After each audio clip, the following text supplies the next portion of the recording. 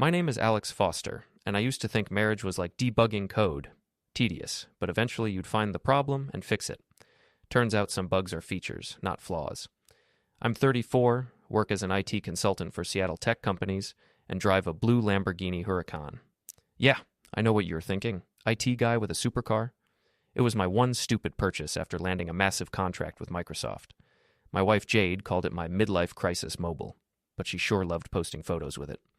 Jade Foster, 29, marketing executive turned Instagram influencer with 2.4 million followers. Stunning in that carefully curated way. Perfect teeth, perfect hair, perfect everything for the camera. She quit her corporate job 6 months ago to focus on building her brand. Translation: taking pictures of overpriced coffee and hawking skincare products to teenagers. Alex, can you move your car? The lighting is terrible with it blocking the window, Jade said, not looking up from her ring light setup. She was filming another morning routine video, her third one this week. Sure thing, babe. Wouldn't want reality interfering with content creation. She shot me that look, the one that said my sarcasm wasn't appreciated. I grabbed my keys and headed outside into typical Seattle drizzle. Our apartment overlooked Elliott Bay, one of those glass towers where tech money goes to feel important. Jade insisted we needed the aesthetic for her videos. Never mind that the rent ate up half my income while her influencer earnings were, let's say, inconsistent. When I returned, she was deep in conversation with her phone pressed to her ear, giggling like a teenager. "No, Brett, you're so bad," she whispered, then noticed me. "I have to go. Talk later." Brett Calloway, social media manager, 38 years old, looked like he stepped out of a fitness magazine, all jawline and biceps, the kind of guy who posts shirtless gym selfies with motivational quotes. He'd been helping Jade with her content strategy for the past 2 months. "Work call?" I asked. "Just coordinating some shoots. Brett has amazing ideas for growing engagement." "I'll bet he does." Before we deeper into this story, I have one small request. Please subscribe, drop a like, comment, and hit that hype button to boost this channel so more people can discover these incredible Reddit stories. That evening, I was debugging a client's network security when Jade's squad arrived for their weekly strategy session. Lexi Martinez, the schemer with gossip radar that could detect drama 3 zip codes away, Tyler Kim, videographer extraordinaire who filmed everything like he was documenting history instead of makeup tutorials, and Marnie Stevens, the enabler who agreed with whatever Jade said while secretly seething with jealousy. "Alex, we need the living room," Jade announced. "Important planning session." I retreated to my home office, but their voices carried through the thin walls. "Girl, you need to level up your content," Lexi was saying. "These lifestyle posts are getting stale. You need drama, excitement, something that makes people feel invested." "Brett was saying the same thing," Jade replied. "He thinks I should show more of my real life, you know? The struggles, the authentic moments." Tyler's camera was already rolling. That guy filmed everything, claiming it was all behind-the-scenes content for Jade's YouTube channel. Really, he was building his own archive of material. "What kind of authentic moments?" Marnie asked. "I don't know. Maybe relationship stuff. People love that vulnerable content." My fingers stopped typing. Relationship stuff? We'd been married 3 years, together for 5. What struggles was she planning to manufacture? Over the next few weeks, I noticed changes. Jade stayed out later, claiming networking events and collaboration dinners. Her phone was constantly buzzing with notifications she'd quickly silence when I was around. She started posting cryptic stories about life transitions and finding yourself. The money situation got weird too. Despite landing several sponsored posts, she claimed we were tight on cash. When I asked to see the numbers, she got defensive. "I'm handling the business side, Alex. Trust me." But trust was becoming a luxury I couldn't afford. Last Tuesday, I found her iPad on the kitchen counter, unlocked and displaying her Instagram DMs. I'm not proud of what I did next, but desperate times and all that. The conversation with Brett made my stomach clench. Flirty exchanges about midnight collaboration sessions and private shoots, references to a lake house and content that would break the internet. Then I saw the message that changed everything. "Can't wait for tomorrow night. Bring the car. I have the perfect idea for viral content. Trust me, this will get you millions of views." Tomorrow night. That was tonight. I heard Jade's key in the lock and quickly closed the iPad. "Hey babe, I'm going out with the squad. Don't wait up." She grabbed her purse and my car keys. "Taking the Lambo?" "Brett wants to film some lifestyle content. You know, aspirational stuff." She was gone before I could respond. I sat in the quiet apartment, rain pattering against the windows, and tried to make sense of what I'd read. My wife was planning something with her social media manager involving my car and viral content. My phone buzzed with a text from an unknown number.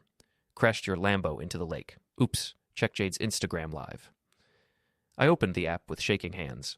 There she was, streaming live from the shore of Lake Washington, tears streaming down her face as my blue Huracan sat half submerged in the dark water. I can't believe this happened, she sobbed to her rapidly growing audience. I was just trying to get the perfect shot and the car slipped into drive. Alex is going to hate me. The viewer count was climbing fast. Comments flooded in with heart emojis and supportive messages. This wasn't an accident. It was a performance. I typed a response to the unknown number. Accidents happen. Hope the likes were worth it. Then I grabbed my jacket and headed for the lake. Time to see what my wife's idea of viral content looked like up close. The drive to Lake Washington gave me time to think, which was dangerous. My Lambo, the one stupid, beautiful thing I'd bought for myself, was sitting in the lake like a very expensive paperweight, and my wife was turning it into content. I parked behind a cluster of emergency vehicles, police cars, a fire truck, and a tow truck with a crane attachment. Quite the production for an accident. Jade stood near the water's edge, still streaming live, Tyler circling her with his camera for multiple angles. Brett lurked nearby with a drone controller, getting aerial shots of the submerged car. Lexi was running her own Instagram live from a different angle, narrating the scene like a sports commentator. This is so tragic, Jade was saying to her phone screen. That car meant everything to Alex. It was his dream car, and now it's ruined because of my mistake. I approached slowly, staying out of frame. The police were interviewing witnesses, mostly curious onlookers who'd gathered when they saw the emergency lights. Ma'am, can you walk me through what happened? Officer Martinez asked Jade. She turned off her live stream and put on her best distressed wife act. I was trying to get some photos for my social media. I'm an influencer, Jade Foster. Anyway, I thought I put the car in park, but it must have been in drive. When I let off the brake, it just rolled right into the water. The officer made notes. Were you drinking tonight? No, officer. I don't drink when I'm creating content. This was purely an accident. Brett stepped forward. I can vouch for that. I was filming the whole thing for her YouTube channel. We have it all on camera. Of course they did. I watched the tow truck operator attach cables to my car. The Huracan emerged from the lake like some mythical beast, water cascading from every surface. The engine was finished. The interior was soaked. Months of payments for what was now an expensive sculpture. Alex, Jade spotted me and ran over, tears conveniently returning. Baby, I'm so sorry. It was an accident, I swear. I'm sure it was, I said, keeping my voice level. These things happen when you're focused on getting the perfect shot. She searched my face for anger, but I kept my expression neutral.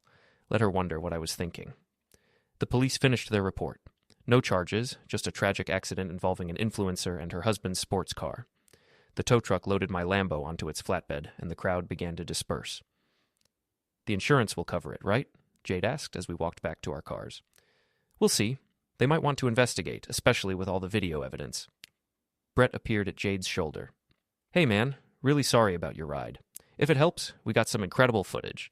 This could really blow up Jade's engagement numbers. I looked at him, this pretty boy who thought my financial ruin was a content opportunity. I'm sure you did, I said. I'm sure you got exactly what you were looking for. Something in my tone made him step back. Before leaving, I did one important thing. While everyone was focused on the tow truck, I waded into the shallow water where my car had been sitting. The dash cam was still mounted to the windshield, and these models were waterproof. I popped out the SD card and slipped it into my pocket. Call it insurance. The next morning, Jade's follower count had jumped to 3.2 million. The tragic accident video had gone viral, shared across TikTok, Twitter, and YouTube. News outlets picked up the story.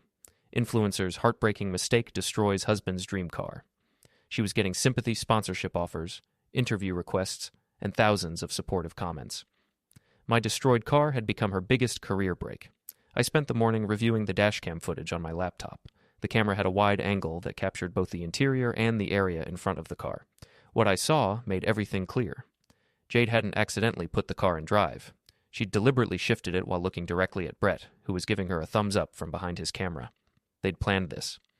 My car wasn't collateral damage. It was the centerpiece of their content strategy. The footage also caught their conversation before the accident. Remember, make it look natural. Brett's voice came through clearly. Shock first, then tears. Really sell the devastation. What if Alex gets suspicious? He won't. Guys like him don't think their wives are capable of this kind of planning. Besides, your followers will eat this up. Tragedy content always goes viral. I made several copies of the footage and started making phone calls. First, I called the insurance company and explained I had additional evidence about the claim. They were very interested in seeing the dash cam footage. Second, I called the 3 major sponsors who'd reached out to Jade overnight with sympathy deals. I sent them the video with a simple message. Thought you should see the full context before associating your brand with this content. Third, I uploaded the footage to a private YouTube channel and sent the link to several influencer drama accounts that specialized in exposing fake content. By afternoon, Jade's phone was ringing constantly. The sponsors had pulled their offers, the insurance company had opened a fraud investigation, and the dashcam video was spreading across social media faster than her original accident footage. She burst into our apartment, face red with anger. "What did you do?" "I provided additional evidence to interested parties. Isn't transparency important for content creators?" "You sabotaged me. Those sponsors were going to pay our rent for 6 months." "Our rent? I thought you were handling the business side." She realized her mistake too late. "Alex, I can explain." "I'm sure you can. You've gotten very good at explaining things to cameras." Her phone buzzed with another call. The number was climbing down as fast as it had climbed up. 3 million followers, but now they were watching her for very different reasons. That evening, she tried a different approach. Seduction, apologies, promises to make things right. But I'd seen behind the curtain now. Every emotion felt calculated, every word chosen for maximum impact. "We can work through this," she said, moving closer on the couch. "It was Brett's idea. He said it would help both our careers." "Both your careers?" "I mean, my career, our financial situation." But I'd already heard enough. The woman I'd married was gone, replaced by someone who saw everything, including our marriage, as potential content. My phone buzzed with a text from the same unknown number as before. "Phase 1 complete. Ready for Phase 2? I looked at the message, then at Jade scrolling through the brutal comments on her latest post. Her perfect world was cracking, and we were just getting started. I texted back, "What did you have in mind?" The unknown number belonged to Pete Morrison, my friend who managed Hendrix Bar downtown. I should have recognized his twisted sense of humor earlier. "Saw the whole thing go down on Instagram," he explained over coffee the next morning. "Figured you might want some help evening the score." Pete was one of those guys who collected information like other people collected baseball cards. Running a bar in Seattle's tech corridor meant he heard everything. Who was cheating, who was embezzling, who was about to get fired. He'd been watching Jade's social media evolution with the same fascination most people reserved for car crashes. "What do you know about Brett?" I asked. "Callaway? Guy's a walking red flag. He's pulled this same scheme with at least 2 other influencers in the past year. Dates them, manages their content, orchestrates some dramatic event, then disappears when the heat gets too intense." "Other influencers?" "Madison Chen, that fitness girl with the yoga channel. Her apartment mysteriously flooded during a live stream. Great content, terrible for her security deposit. And Rebecca Torres, the food blogger. Her kitchen caught fire while she was filming a cooking tutorial. Both times, Brett was behind the camera capturing every dramatic moment." I felt something cold settle in my chest. This wasn't just about my car or my marriage. Jade was the latest mark in Brett's content creation scheme. "Where's he living now?" Pete slid a piece of paper across the table. "Belltown. High-rise with all the smart home features. Guy loves his tech." That afternoon, I drove past Brett's building. Glass and steel, the kind of place where young tech workers burned through their stock options on overpriced rent. I knew the building's management company, had done IT work for them last year. Their smart home systems all ran through a centralized network, a network I still had administrative access to. While I was planning my approach to Brett, Jade's situation continued deteriorating. The insurance company had officially denied her claim and was pursuing fraud charges. Not criminal charges. The prosecutor's office didn't think they could make a case stick, but enough to ensure she'd never collect a penny for my car. More importantly, her reputation was crumbling. The influencer drama channels had picked up the dashcam footage, and their audiences were ruthless. Comment sections that had been filled with heart emojis and supportive messages now looked like war zones. Fake tears for fake content. This is why I don't trust influencers. Her husband should divorce her and take half her followers.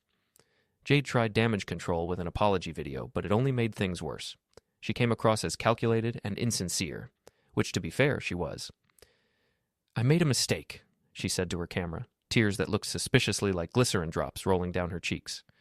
I got caught up in creating content and lost sight of what really matters: my marriage, my integrity, my authentic self. The video got more dislikes than likes within 6 hours. Tyler, her videographer, jumped ship first. He started his own channel called Behind the Scenes with Tyler and began posting outtakes from Jade's shoots, moments where she practiced her emotional reactions, argued with Brett about staging, and made disparaging comments about her followers. "These people will believe anything if you cry pretty enough," she'd said in one clip, touching up her makeup between takes.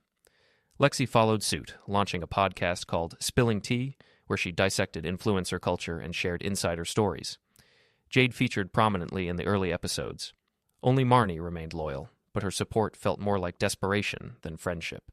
She was hoping to inherit some of Jade's followers when the dust settled. Brett, meanwhile, had gone quiet on social media. No posts, no stories, no comments on Jade's content. He was distancing himself from the scandal, probably already scouting his next target. Time to change that. I waited until Thursday evening, when I knew Brett would be at his usual CrossFit class. The building's smart home system was laughably insecure. Most residents never bothered changing the default passwords. I accessed Brett's apartment remotely and started having some fun. First, I locked him out of his own place. The smart lock system was tied to his phone, but I overrode it from the building's central server. Then I activated every smart device in his apartment. Lights flashing in sequence, TV cycling through channels, stereo system blasting at maximum volume.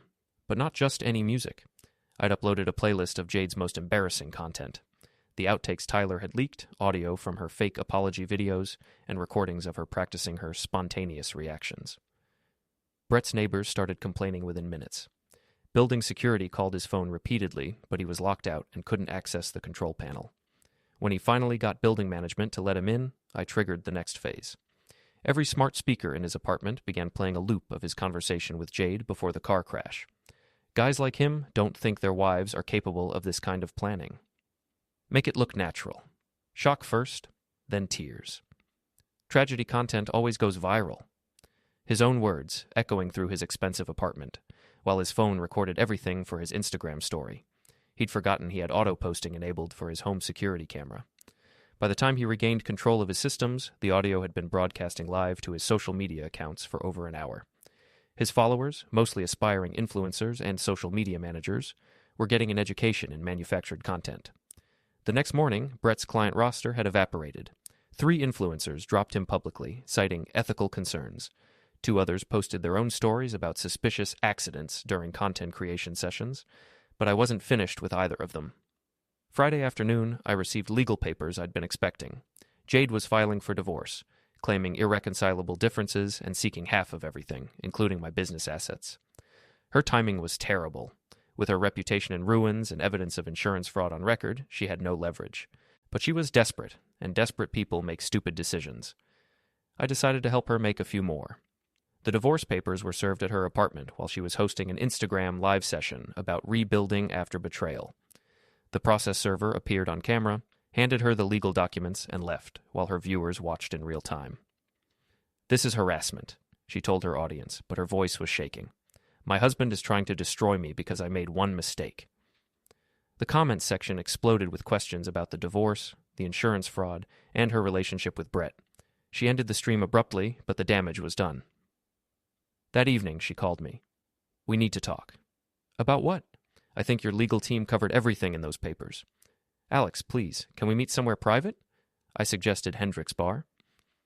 Pete would enjoy watching this conversation. She arrived looking like she'd stepped out of a magazine shoot. Perfect hair, perfect makeup, perfect outfit. Everything calculated to remind me what I was losing. "You look good," I said as she sat down.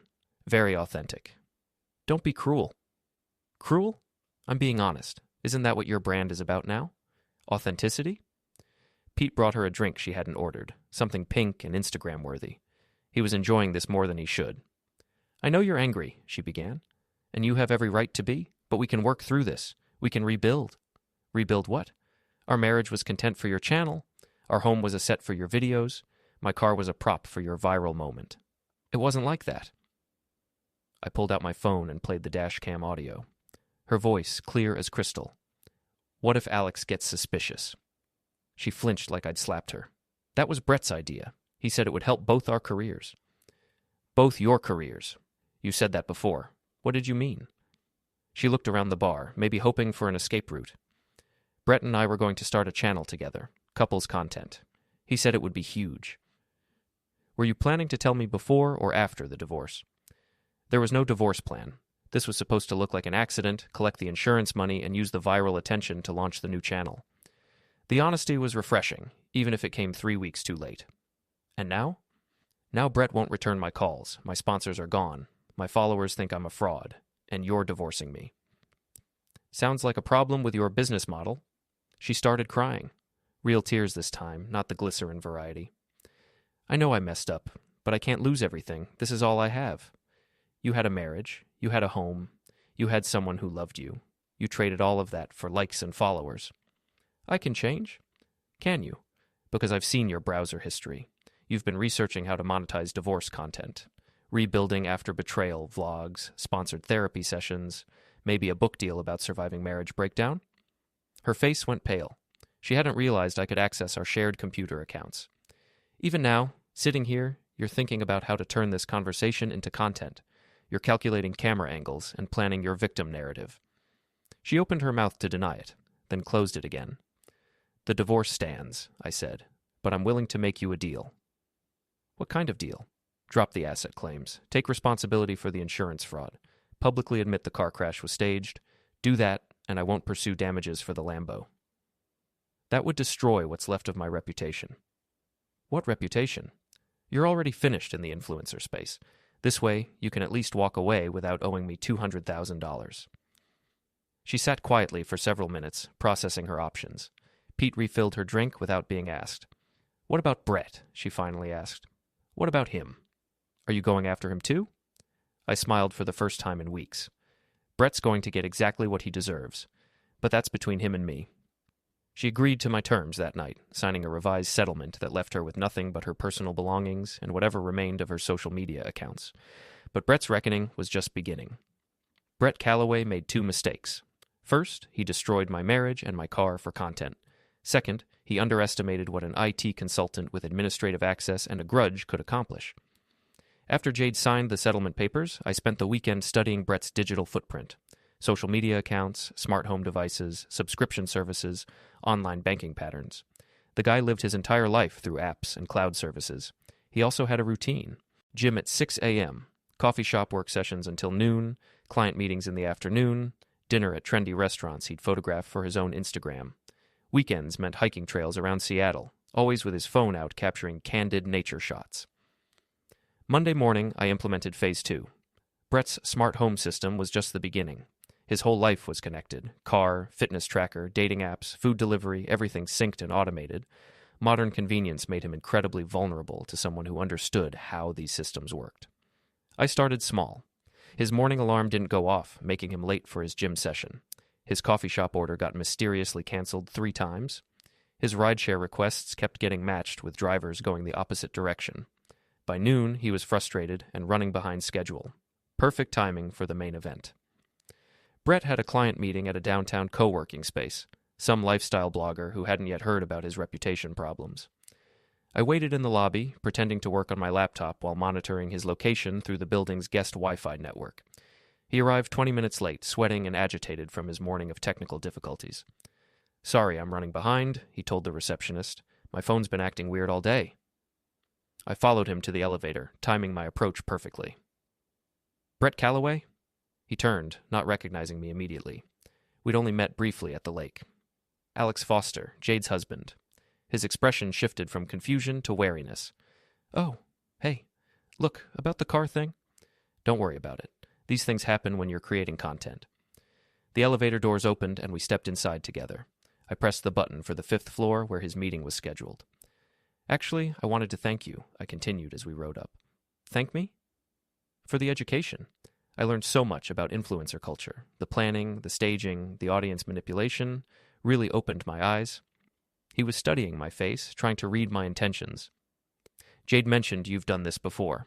Other influencers, other accidents, must be quite a business model. I don't know what you mean. The elevator stopped and the doors opened. His client meeting was down the hall to the right, but I stepped out and headed left toward the building's tech center. Enjoy your meeting, I called back.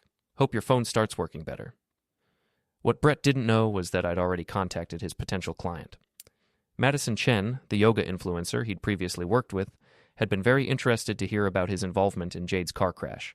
She'd shared some fascinating stories about her own accidents during their collaboration. The lifestyle blogger canceled their meeting via text message while Brett was still walking down the hallway. But the real surprise was waiting in his apartment. I'd spent the weekend preparing a special installation. Remember how I mentioned Brett filmed everything? Turns out he kept archives of all his work, including the raw footage from his various accident collaborations. Hidden cameras in Madison's apartment during the flood, audio recordings of Rebecca practicing her spontaneous reactions before the kitchen fire, hours of behind-the-scenes material showing him coaching influencers through fake emotional responses, all of it stored on his personal cloud server, which he'd foolishly linked to his smart home network. I'd downloaded everything and created a highlight reel, a greatest hits compilation of Brett's content manipulation techniques. Then I'd uploaded it to his own social media accounts, scheduled to post automatically throughout the week. The first video went live Tuesday afternoon while he was at CrossFit. His Instagram story suddenly featured Madison Chen's voice. "Brett, should I cry more? The tears aren't looking real enough."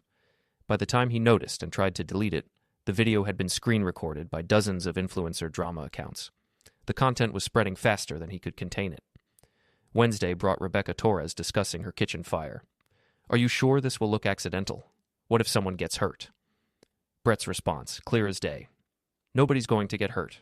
We're just giving people what they want to see, authentic drama." Thursday featured audio from the night he destroyed my marriage. Guys like him don't think their wives are capable of this kind of planning. Each revelation hit his reputation like a sledgehammer. Clients canceled contracts, collaborators posted angry responses, his follower count plummeted as people realized they'd been watching manufactured content for months. But I saved the best for Friday. Brett had a date scheduled with someone he'd met on a dating app. Another influencer, naturally. They were meeting at a rooftop restaurant in Capitol Hill, the kind of place where people go to be seen. I arrived early and settled at the bar with a clear view of the dining area. Brett showed up first, checking his phone constantly and looking increasingly paranoid. His date arrived 15 minutes later, a lifestyle blogger named Ashley with about 500K followers. Their conversation started normally, but I could see Brett was distracted. His phone kept buzzing with notifications he was trying to ignore. Then my final surprise activated. Every smart speaker in the restaurant suddenly began playing audio from Brett's archive. His voice, coaching various influencers through fake emotional moments. Remember, vulnerability sells. Make them feel like they're seeing the real you. Tragedy content always goes viral. People can't resist a good breakdown. The key is making it look spontaneous. If they suspect it's staged, you lose all credibility. The restaurant fell silent as Brett's own words echoed from multiple speakers. Diners pulled out their phones, recognizing drama when they saw it. Ashley stared at him in horror. "Is that you?" Brett was frantically trying to call the restaurant manager, but his phone had mysteriously lost signal. The audio continued playing, cycling through his greatest hits of content manipulation advice. "I can explain," he started, but Ashley was already standing up. "You're the guy who's been staging influencer accidents? The one everyone's talking about?" She was live streaming now, her phone pointed at Brett as he tried to hide his face. "This is Brett Calloway," she announced to her followers, the social media manager who's been manipulating content creators into fake drama for views. The audio loop reached its crescendo. Brett's conversation with Jade before my car crash. "Trust me, this will get you millions of views." Ashley's livestream was gaining viewers by the second. Comments flooded in from people who recognized Brett's voice from the leaked recordings. He stood up abruptly, knocking over his chair, and headed for the exit. But I was waiting by the door. "Leaving already? The night's just getting started." "You did this," he said, his voice shaking with rage. "Did what? I'm just here for dinner. Great acoustics in this place, don't you think?" Ashley was still streaming, capturing our entire exchange. Her viewer count had hit 10,000 and climbing. "You ruined everything," Brett continued. "I provided context. Isn't transparency important in social media?" He took a step toward me, hands clenched into fists. "Perfect." "Go ahead," I said quietly. "Assault me on live stream. I'm sure that'll help your reputation." He stopped, realizing the trap. Every move he made was being broadcast to thousands of people. Any violence would be recorded and shared across every platform within hours. Instead, he pushed past me and fled into the Seattle night, leaving his date, his dignity, and what remained of his career behind. Ashley ended her live stream with a promise to post a full video exposing Brett's manipulation techniques. Within hours, Shradchas Brett Calloway Exposed was trending on Twitter, but I wasn't done yet. The final confrontation was still coming, and I had a feeling both Brett and Jade would be desperate enough to try something stupid. I was looking forward to it. The call came Sunday morning while I was reviewing divorce papers over coffee. Jade's voice shaky and desperate. "Alex, we need to talk. Both of us. Me and Brett." "Interesting. I thought Brett wasn't returning your calls." "Things changed. We want to make this right." I almost laughed. "Make what right? The fraud? The manipulation? The destruction of my property?" "We have a proposal, something that could work for everyone." Pete had warned me this was coming. Cornered animals always try one last desperate gambit. "What kind of proposal?" "Meet us at the lake tonight. Where the car went in, we'll explain everything." The lake. Of course. Return to the scene of the crime for the dramatic finale. These people couldn't help themselves. "What time?" 8 o'clock, and Alex, come alone." I hung up and immediately called Pete. "They're planning something," I told him. "Final confrontation at the lake tonight." "Want backup?" "Just stay close. If this goes wrong, I want someone who knows where I am." I spent the afternoon preparing. Not weapons. I'm not that kind of person. But insurance. Hidden recording devices. Location tracking. Automatic uploads to cloud storage. If Brett and Jade were planning to stage another accident, I wanted everything documented. The sun was setting when I arrived at Lake Washington, the same spot where my Lamborghini had been sacrificed for content. Jade and Brett were already there, standing near the water's edge with professional lighting equipment and cameras. Of course, even their desperation was going to be filmed. "Alex," Jade waved me over, her voice artificially bright. "Thanks for coming."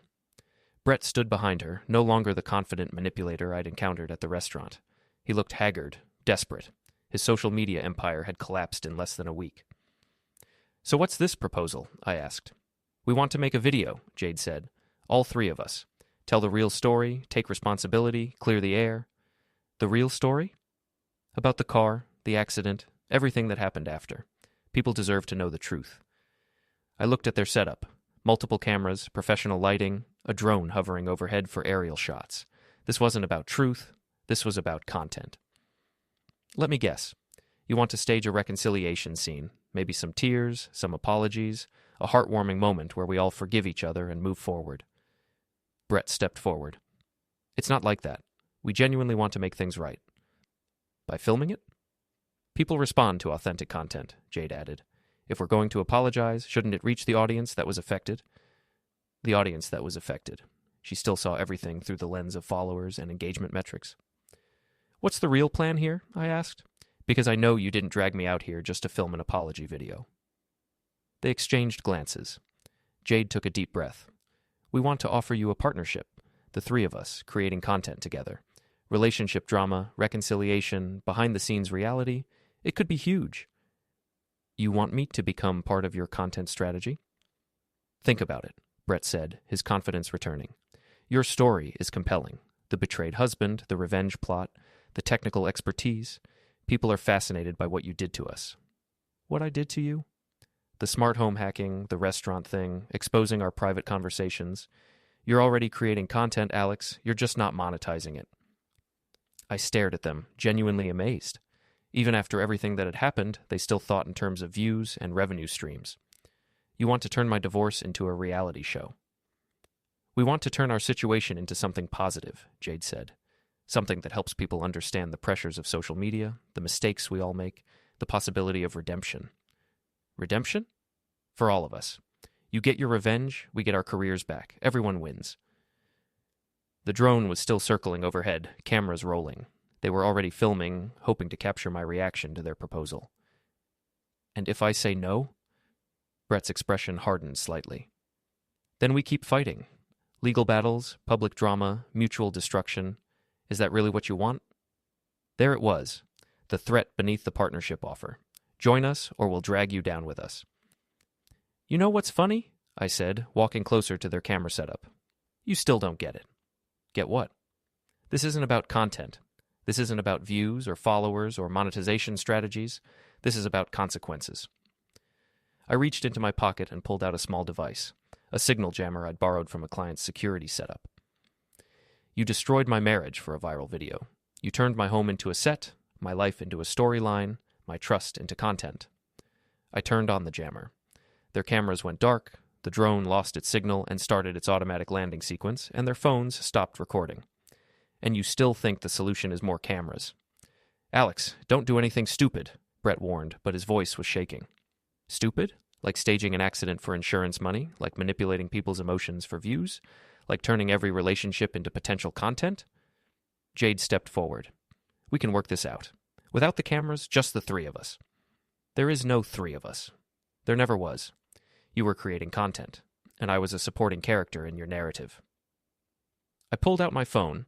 The jammer didn't affect it because I'd shielded it properly. But here's the thing about narratives.